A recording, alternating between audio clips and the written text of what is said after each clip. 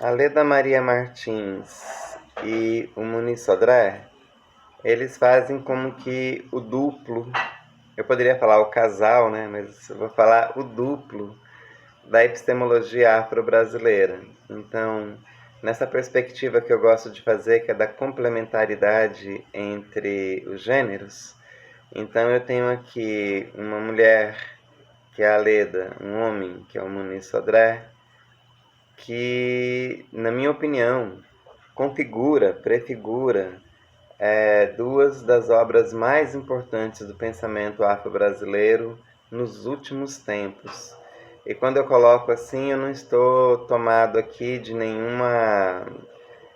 de nenhum devaneio epistemológico, é um reconhecimento, porque a obra deles atravessa toda a segunda metade do século XX, invade as duas primeiras décadas do século XXI, ambos em contínua produção, cada vez mais densa, cada vez mais significativa, e se transformam em dois baluartes do pensamento afro-brasileiro, com interface e diálogo internacional. Eles também digamos assim, se erigem como duas referências indispensáveis para o pensamento afro-brasileiro e a sua prática, ou seja, para a gente entender não só na cabeça, mas no corpo, como é que os saberes africanos e afrodiaspóricos nos alcançam, né? Agora aqui, no dia de hoje, na contemporaneidade. Então, eu diria que o Muniz Sodré, ele pensou a macrocategoria do espaço, e é que eu estou arriscando uma interpretação minha da obra dos dois. Então o Muniz Sodré deu uma atenção privilegiada ao espaço, mesmo que, obviamente, ele também tenha trabalhado com a questão do tempo. Enquanto a Leda Maria Martins deu uma ênfase enorme ao tempo, a categoria tempo, ainda que tenha trabalhado a categoria espaço. E nesse sentido eles são complementares, porque com a ênfase em espaço do Muniz Sodré, com a ênfase no tempo da Leda Maria Martins, e ambos tendo trabalhado as duas categorias tempo e espaço, mas dando ênfase em cada uma das duas, uma leitura dos dois, né, dessa rainha da congada mineira e desse ministro de Xangô, né, Obá de Xangô, da cultura baiana, eu passo a ter então uma complementaridade incrível. Não é uma escolha aleatória, mas é porque elas se complementam e se enriquecem mutuamente. Na minha opinião, e é o eixo que eu vou usar aqui hoje, é o da epistemologia. Na minha opinião, é a epistemologia da ancestralidade, ou dito de maneira mais precisa, é a ancestralidade como epistemologia que faz relacionar tempo e espaço, espaço e tempo. O Muniz Sodré precisou redefinir o conceito de cultura para que pudesse definir um pouco mais à frente o seu conceito de cultura negra. Ora, o conceito de cultura, ele faz, lá na verdade seduzida, ele faz uma revisitação incrível, impressionante do conceito de cultura, né? E esse conceito de cultura que ele revisita, ele passa ao longo da história aí do pensamento europeu, que foi pensado como conceito de cultura e as suas aplicações, para no fim das contas fazer uma crítica deliciosa a essa macro categoria que é a cultura, e dizer que a cultura é um modo de relacionamento com o real. Se a cultura é um modo de relacionamento com o real, ela pode ser apenas atribuída a partir de territórios determinados, de corpos contextualmente determinados. Portanto, a cultura não pode ser uma abstração mental, mas ela é um instrumento, ela é uma ferramenta que nos permite acessar, compreender e intervir na nossa própria realidade, no nosso próprio contexto, na nossa própria imanência, naquilo que é contingente a nós mesmos.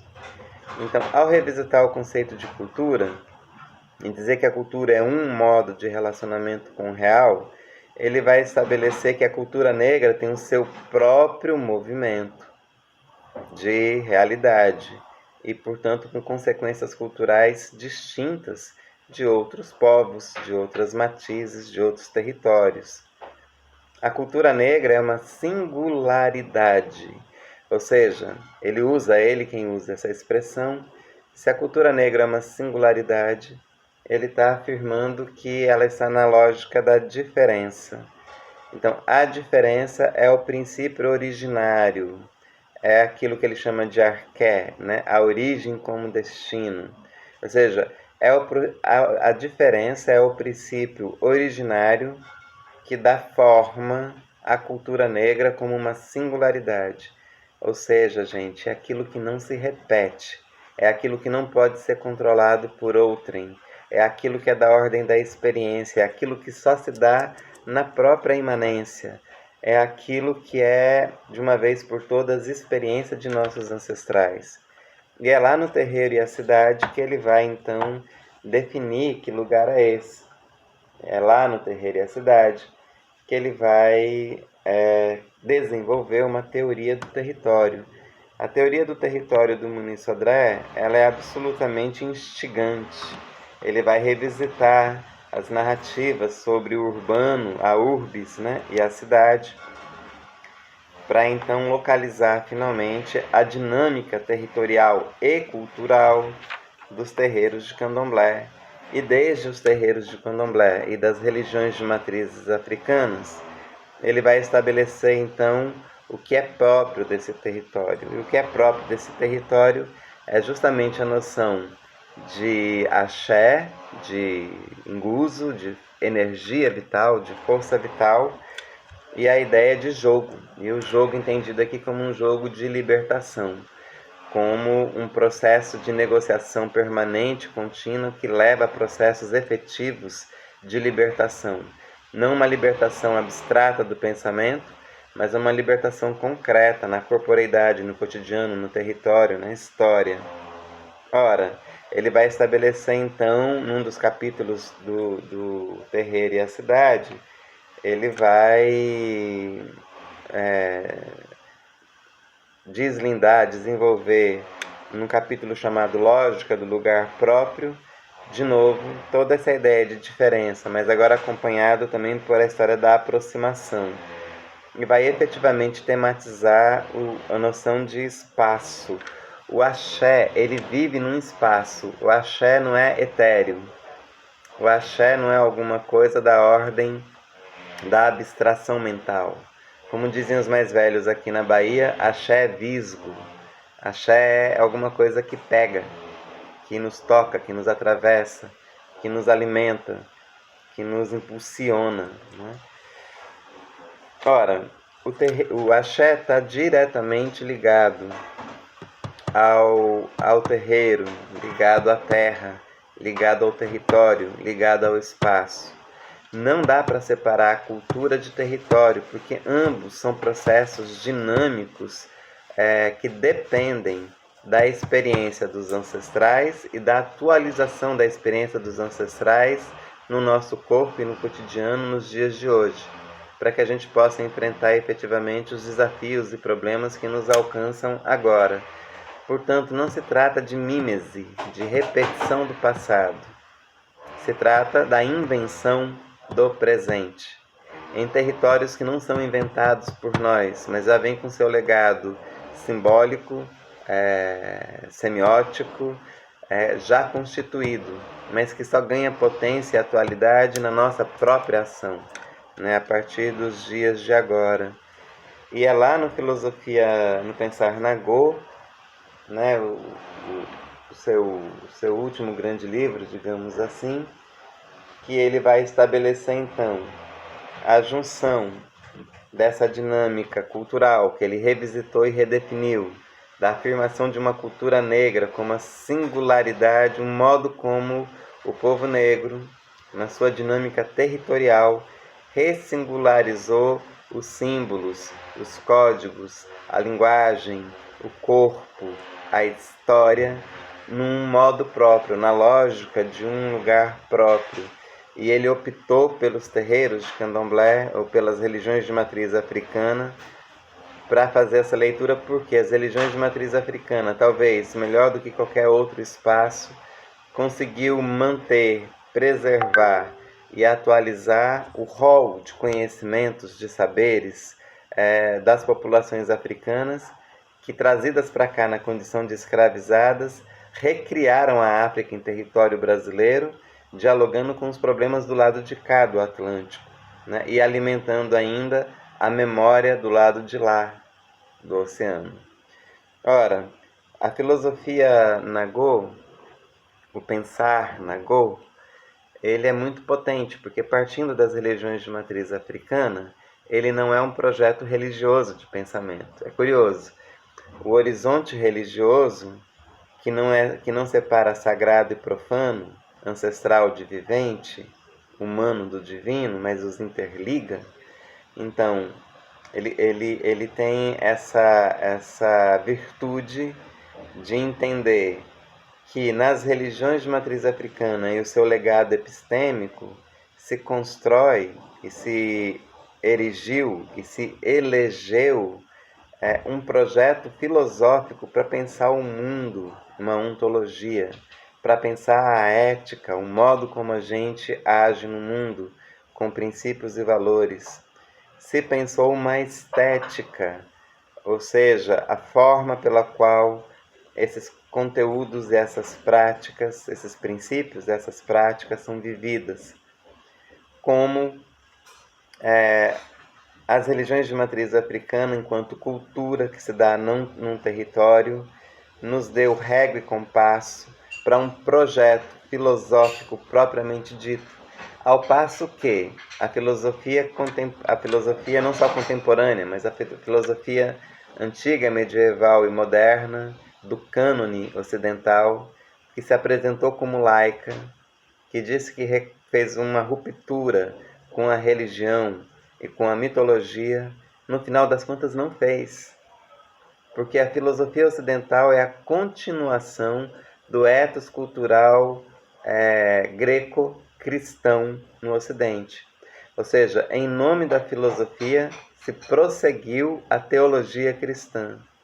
Então há uma contradição no pensamento contemporâneo, porque dizendo-se laico e fazendo a ruptura com o pensamento religioso, na verdade manteve como direção, como destino do pensamento filosófico, o cumprimento da missão teológica. Aí a ideia de uma verdade única, aí a ideia de um sentido para a história, de um fim da história, a teleologia, de um início só da história, a ideia de origem ou de arqueologia. Isso tudo é colocado em crise pelo Muniz Sodré, dizendo que há uma falácia do pensamento ocidental, que continua a teologia agora pelo sotaque da filosofia, e que, ao inverso, quando o pensamento ocidental diz que nós, ao abordarmos as religiões de matriz africana, estamos fazendo mero proselitismo religioso, é tudo que nós não estamos fazendo, porque os saberes mantidos, criados, recriados nas religiões de matriz africana, por nós afro-brasileiros e afro-brasileiras, e com origem no continente africano, se institui como um projeto filosófico propriamente dito, com força para dentro da porteira para dentro, ou seja, para dentro da nossa comunidade litúrgica, da nossa comunidade cultural, mas também com potencial de diálogo universal, ou seja, desse lugar a gente pode conversar com todas as culturas no mundo. Curiosamente, a Leda Maria Martins, num tempo semelhante, um pouco posterior ao do Muniz Sodré, mas ainda assim contemporâneos, lembro que o Muniz Sodré é um pouquinho mais velho que a Leda, mas eles são contemporâneos de geração, eles compõem a mesma geração.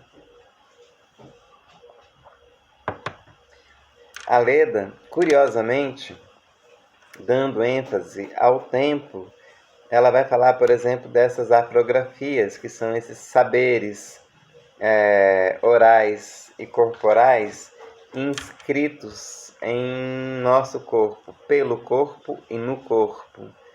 Então, o corpo, que é também território, que é também espaço, vai ser agora pensado numa dimensão temporal que ainda não tinha sido pensada antes. Porque é não só pensar a materialidade do corpo pela experiência corporal, mas é pensar a constituição desse corpo como uma experiência espaciotemporal, que nas letras da Leda Maria Martins terá uma conotação no tempo ainda mais intensa do que teve a do Muniz Sodré, o que não se prefigura como uma crítica ao primeiro, mas um complemento ao baiano que vive no Rio de Janeiro há tanto tempo.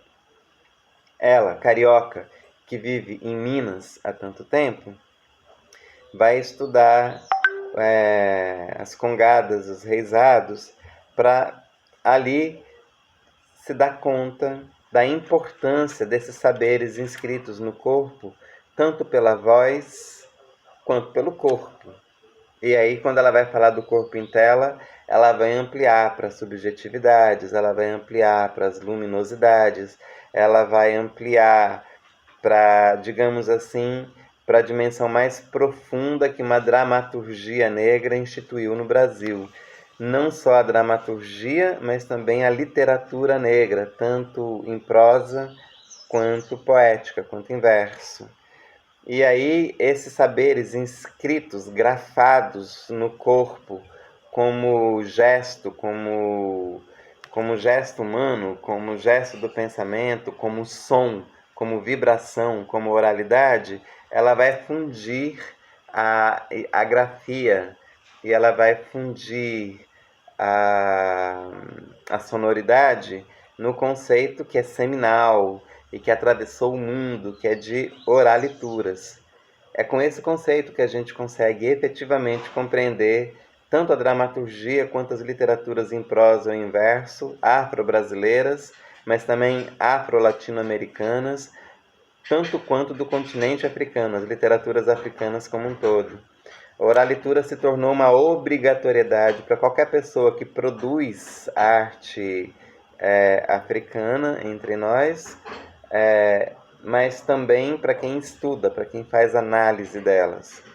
Então, a oralitura é um conceito incontornável para a gente fazer crítica literária, crítica dramaturga, e junto com a ideia das performances negras, para a gente pensar qualquer processo de criação estética, artística, africano-brasileira entre nós. Com a ideia de encruzilhada, que é outra ideia de espaço, ela também fez a sua leitura da encruzilhada a partir da noção do tempo.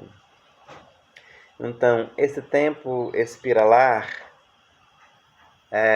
que é um tempo que não é de sucessão, que não tem uma origem comum e nem uma finalidade única, que não é o tempo lógico, que de jeito nenhum é o deus Cronos dos gregos, que devora inclusive seus filhos, ele é cruel.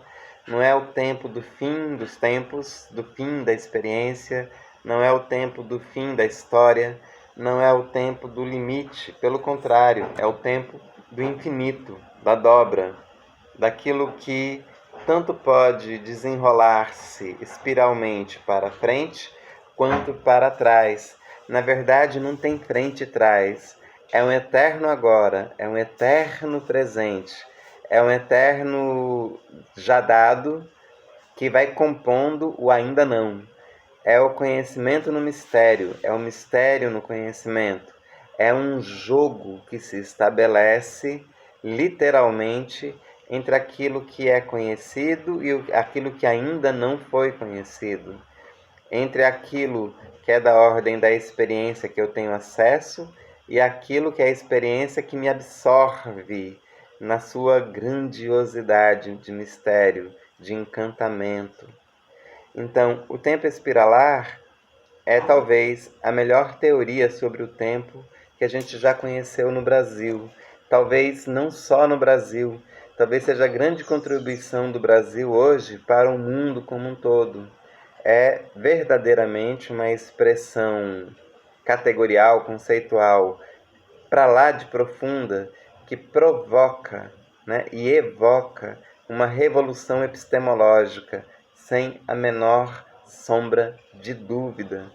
Nós estamos diante de dois pensadores, uma pensadora e um pensador, que é basilar para o pensamento contemporâneo, para a epistemologia contemporânea. Arrisco dizer, não só no Brasil, mas em toda a América Latina.